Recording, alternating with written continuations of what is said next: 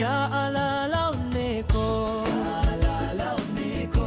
Atis na hinubattu deebu keessa kooti si waliin dabarsuun hawwii koo bargeeraati